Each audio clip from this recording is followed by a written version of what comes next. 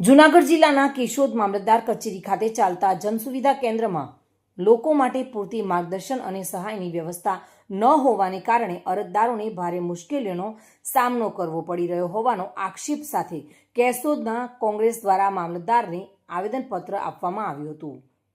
કોંગ્રેસના આગેવાનોના જણાવ્યા અનુસાર અનેક વખત લોકોને નાના કામ માટે પણ લાંબી લાઈનોમાં ઊભા રહેવું પડે છે અને યોગ્ય માર્ગદર્શનના અભાવે અરજદારો એક કાઉન્ટરથી બીજા કાઉન્ટર સુધી ધક્કા ખાતા જોવા મળે છે. ખાસ કરીને ગ્રામ્ય વિસ્તારથી આવતા લોકો માટે પરિસ્થિતિ વધુ કઠિન બની જાય છે.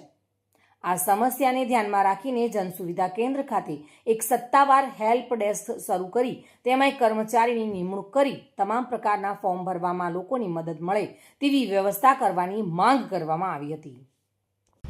કેશોદ અને તાલુકા કોંગ્રેસ સમિતિના કાર્યકર્તાઓ અને હોદ્દેદારો દ્વારા આજે કેશોદ મામલતદાર કચેરીએ અમે અમારી એક વાત રજૂ કરવા આવ્યા છીએ. અમારી વાત આજની જે મુદ્દો છે એ કેશોદ મામલતદાર ખાતે જે જનસુવિધા કેન્દ્ર ચાલુ છે ત્યાં એક હેલ્પ ડેસ્ક નાખવામાં આવે અને ત્યાં એક વ્યક્તિની નિમણૂક કરવામાં આવે.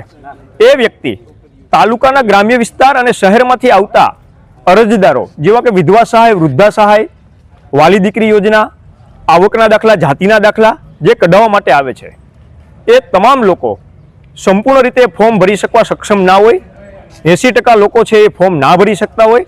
એને સીધી મદદ મળે અને જે હેલ્પ ડેસ્ક ઉપર બેસેલો વ્યક્તિ છે એ ફોર્મ ભરી આપે. અન્ય તાલુકાઓની અંદર પણ આવી વ્યવસ્થા છે તો કેશોદ મામલતદાર કચેરીમાં શા માટે વ્યવસ્થા નથી?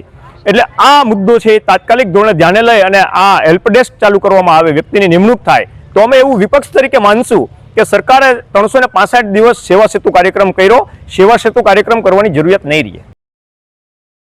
મધુ રાવલિયા સાથે bureau report, today Gujarati news.